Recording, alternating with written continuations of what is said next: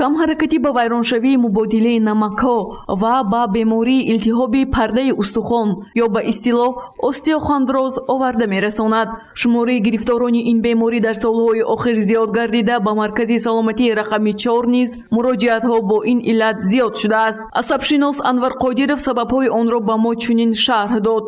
ва пайдоиши дардноки аз кадом ҳисоб пайдо мешавад? вақте ки ин намакҳо хушк мешаванд, кристаллизация мешаванд, петрификат мешаванд, ба намуди петрификат байни мӯҳроҳо ҷамъ мешаванд, боиси пайдоиши дард мешавад.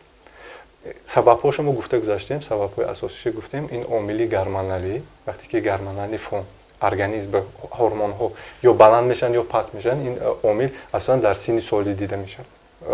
ёшиба ҷавониба ин чиз бисёртар мушоҳида намешавад. вақте ки синни сол якҷо меравад, ҳаракат кардан суст мешавад, организм мо ҳаракати худамон суст мешавад, гиподинамия пайдо мешавад.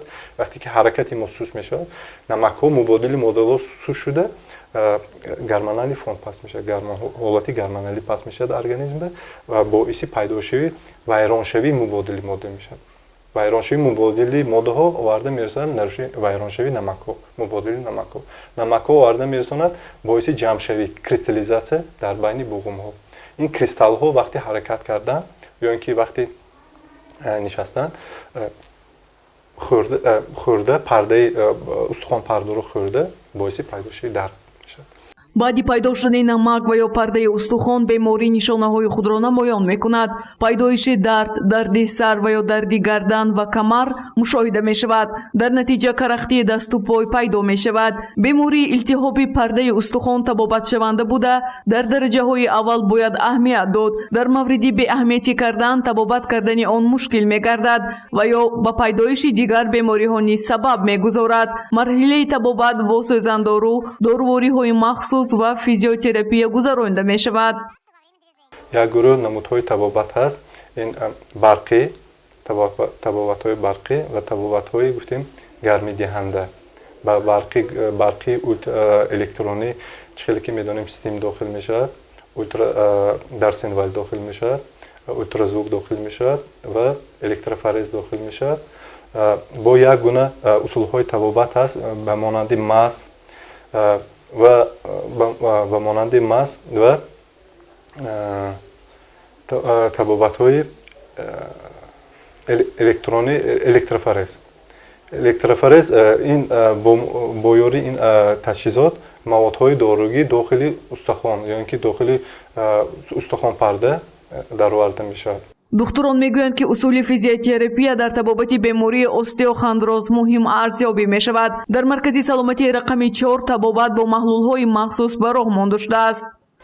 дар маркази саломатии 4 дар ҳуҷраи физиотерапевтӣ бисёр намудҳои аппаратҳо ҳастанд ки яке аз он электрофорез мебошад ки ҳозир дар инҷо дида истодед. барои бемории остеохондрози миён мо истифода буридосем.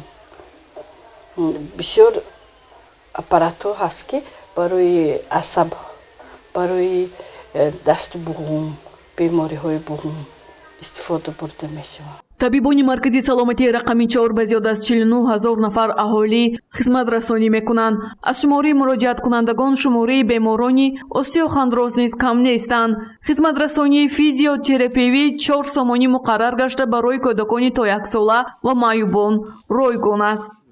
мо ҳуҷраҳои ёрирасон ба монанди таҳлилгоҳ, ҳуҷраи сабти барқи дил, ҳуҷраи физиотерапевтӣ, ҳуҷраи рентген ва ташхиси гузарондани ултрасадо фаъолият мебарад.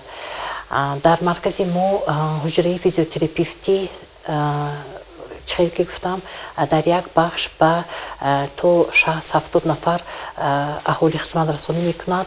дар ин ҳуҷра 10 намуди таҷҳизотҳои муосири тиб ба монанди таҷҳизотҳои ултразвук, дарсонвал, ампули пулс, электрофорез, сним, электросон, УВЧ терапия, анмихел таҷҳизотҳо ба мо бо духтурони мо бо ҳамин таҷҳизотҳо корбарӣ менамоянд. табобат аз пешгирӣ беҳтар аст. Аз инро духтурон тавсия медиҳанд, ки барои гирифтор нашудан ба бемории мазкур асосан маҳсулоти табиӣ, маҳсулоти баҳрӣ, намудҳои гуногуни витаминҳоро истеъмол кунанд. Дар баробари ин аз истеъмоли намаки бисёр худдорӣ намоянд. Инчунин варзиш низ ба мубодилаи моддаҳо дар организм таъсир расонда аз беморӣ эмин медорад. гузориши Гулҳаё Камолзода, Наим Аюбов барои барномаи иттилоотии Хабар.